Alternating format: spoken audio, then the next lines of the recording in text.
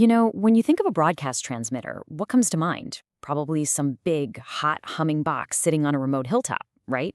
Well, you're not wrong, but you're also not entirely right anymore. The technology behind these things has been evolving at a lightning pace, and it's completely changing the game. We're talking about everything from how we keep the gear running to what we can even broadcast. So let's dive in and see just how far they've come. All right, just a quick heads up before we really get going. This is part 29 in a 40-part series all about modern broadcast transmission. Okay, let's get into it. So here's the journey we're going to take. We'll start by looking back at the old monolithic model. You'll see what I mean by that in a second. Then we'll hit the modular hardware revolution, which was a huge deal. After that, we'll see how one transmitter can now handle all sorts of different standards. Then we'll talk about how software really took the wheel. And finally, we'll peek into what's next.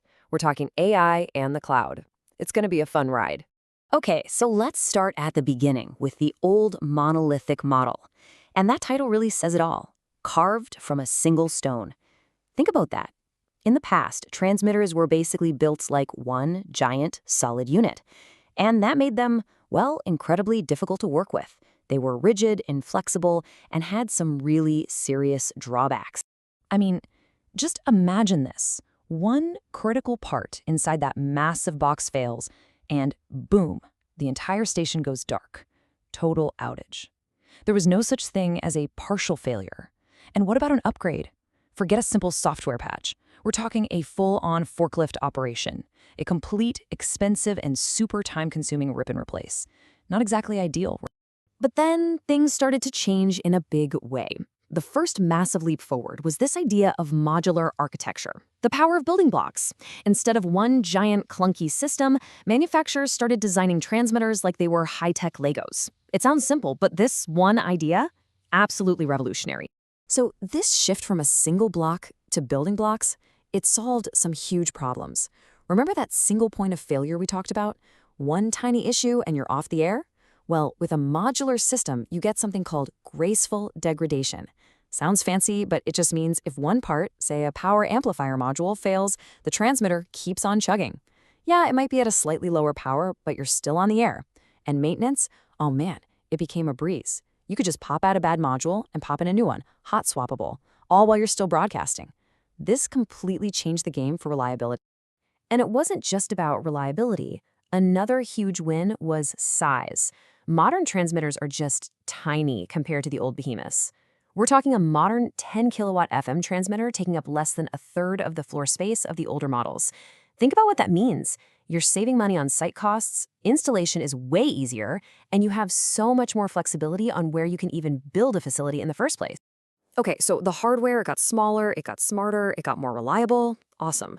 But the next big revolution, it wasn't about the hardware at all. It was all about what was happening inside the box, specifically with the transmitter's exciter. This is where we get into some truly incredible software-driven flexibility. And this is where things get really cool. A modern exciter, which is basically the heart of the transmitter, it's not a one-trick pony anymore, not by a long shot. The very same piece of hardware can be told, through software, to generate a signal for pretty much anything. We're talking traditional analog FM, HD radio, digital radio mondial, even TV standards like ATSC 1.0 and the brand new ATSC 3.0. Can you imagine how much simpler and cheaper that makes it to switch or upgrade standards? It's a total game changer. A really great example of this is something called DRM readiness. DRM, or Digital Radio Mondial, is this all-digital standard for AM and shortwave that sounds way better than the old analog stuff. Now, it's not used everywhere yet, but a lot of new transmitters are built to be DRM ready. So what does that mean? It means if the market ever shifts that way, the station doesn't have to buy a whole new transmitter. They just activate the feature with a software license. That's what we mean by future-proofing your investment. And all of this really leads us to this bigger idea, the software-defined transmitter. We've moved way beyond just making a box that generates a signal. Now, the software is the brain. It's the central nervous system of the whole operation. It's managing, it's monitoring, and it's enabling features that go far, far beyond the basics.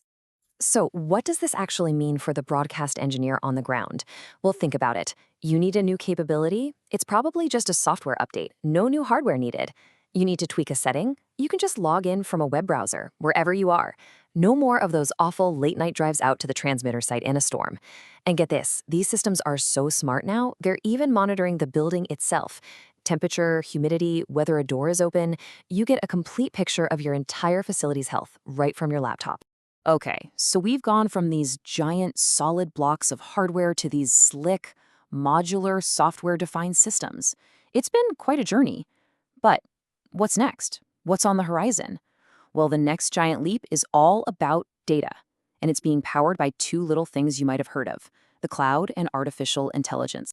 If you're part of a broadcast group that has, more than one transmitter site, this is huge. Cloud-based platforms can now pull in all the operational data from every single one of your sites and put it all on one single dashboard. You get this unified bird's-eye view of your entire network's health. It makes managing everything so much more efficient. And this is where it starts to feel a little like science fiction. It's called predictive maintenance. Instead of waiting for an alarm to go off telling you something has already broken, AI can now predict failures before they happen. Machine learning algorithms are constantly analyzing all the data coming off the transmitter. A tiny spike in temperature here, a slight voltage drift there, things a human would never notice. It spots these patterns and flags that a component is about to fail. This lets you schedule maintenance on your own time and prevent an outage from ever happening in the first place. How amazing is that?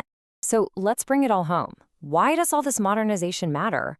Well, it really boils down to a few major payoffs. You've got improved efficiency, which means lower operating costs. Your power bill goes down. You've got way more reliability, which means less downtime and happier listeners. And finally, you have this incredible future-proof flexibility. So your investment is protected, and you're ready to adapt to whatever the future throws at you. Which brings us to one final, really important question to think about.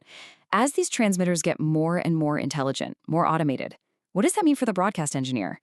The job is clearly shifting, right? It's moving away from being the person with the soldering iron who fixes what's broken and more towards being a manager of these complex, data-rich IT systems. It's a really fascinating evolution and something we all need to be thinking about.